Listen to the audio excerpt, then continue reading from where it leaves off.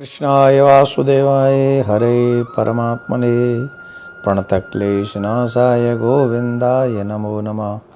वृंदावन कलानाथौ हृदयानंदवर्धनौ सुखदौ राधिका कृष्णौ भजेयम कुंजगामिनौ। आप सब प्रभु प्रेमियों को मेरा प्यार भरा राधे राधे। इस वीडियो में चर्चा करेंगे एकादशी, आषाढ़ मास की कृष्ण पक्ष की एकादशी के विषय में, जिसे हम योगिनी एकादशी के नाम से जानते हैं। बहुत अद्भुत इस एकादशी के व्रत का महात्म्य है।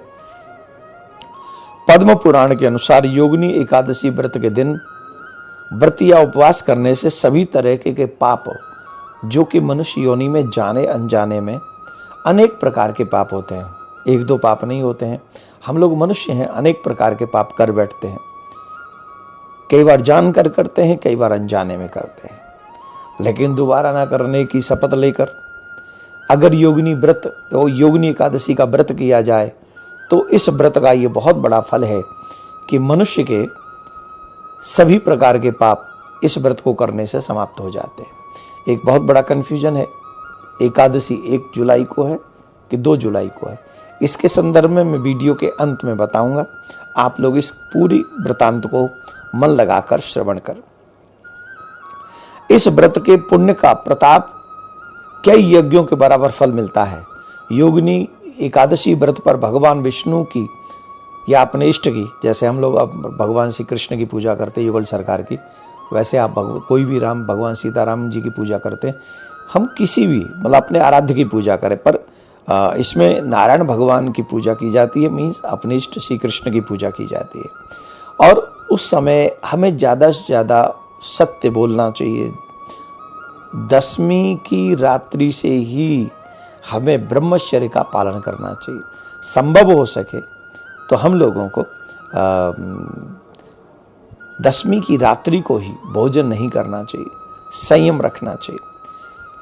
जो भी मनुष्य जरूरतमंद हो, दशमी की रात्रि से ही हमें ये स्वभाव अपनाना चाहिए कि जरूरतमंद का हम सहयोग करें, उसे जो भी व्यवस्था कर सकें, उसे सुख दे सकें, जल पिलाकर, फलहार कराकर आदि आदि, तो हमें वो अवश्य करना चाहिए।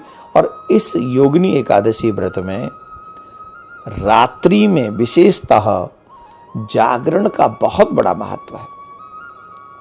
जिस व्यक्ति को प्रचुर संपत्ति चाहिए, सुख चाहिए, ऐश्वर्य चाहिए, यश चाहिए, ऐसे मनुष्य को योगिनी एकादशी की रात्रि में व्रत करना चाहिए। आषाढ़ माह के कृष्ण पक्ष की एकादशी को जो व्रत करता है उससे बहुत बड़े पुण्य की प्राप्ति होती है, बहुत सुंदर उसे लाभ मिलते हैं। भगवान श्री कृष्ण ने युधिष्ठिर जी से भी यही बताया था। भगवान श्री कृष्ण ने कहा था कि एकादशी के व्रत का बहुत बड़ा महात्म्य है। हमारी मान्यताओं के अनुसार जो व्यक्ति योगिनी एकादशी का व्रत करता है उसे पृथ्वी पे सभी प्रकार के सुख प्राप्त होते हैं। इस विशेष दिन पर जगत के पालनहार सर्वेश्वर श्री प्रियाकांत जी की पूजा करनी चाहिए, उनकी याद करनी चाहिए, उनका भजन स्मरण हमको करना चाहिए। अब बात यह है कि ये एकादशी का व्रत 1 जुलाई को करना है कि 2 जुलाई को करना है, तो आपको हम बता दें, हिंदू पंचांग के अनुसार आषाढ़ मास की कृष्ण पक्ष की एकादशी तिथि 1 जुलाई को सुबह 10:26 पर शुरू होगी, जिसकी समाप्ति 2 जुलाई को सुबह 8:42 पर होगी। इसका एक मतलब तो ये हो गया कि 1 जुलाई को उदया तिथि नहीं है। तो उदया तिथि कब है? उदया तिथि है 2 जुलाई को। तो 2 जुलाई को जब व्रत है तो हमको व्रत करना है 2 जुलाई को। और उसका जो पारायण है, पारायण का समय बड़े ध्यान से आप लोग सुने, सुबह 5:28 से लेकर 7:10 के बीच में हमें इसका पारायण करना चाहिए। याद रखें, जो एकादशी का व्रत हम लोग करते हैं मन क्रम वचन से, तो हमारे इष्ट हमारे ऊपर बड़ी कृपा करते हैं, बड़ी दया करते हैं। तो आप सभी 2 जुलाई को व्रत करेंगे, 3 जुलाई को पारायण करेंगे। विशेष इच्छाओं को पूर्ण करने के लिए आप जो चाहते हैं उस दिन जागरण करके भगवान का भजन करें, और संभव हो सके तो तुलसी से भगवान का 4 पहर में अर्चन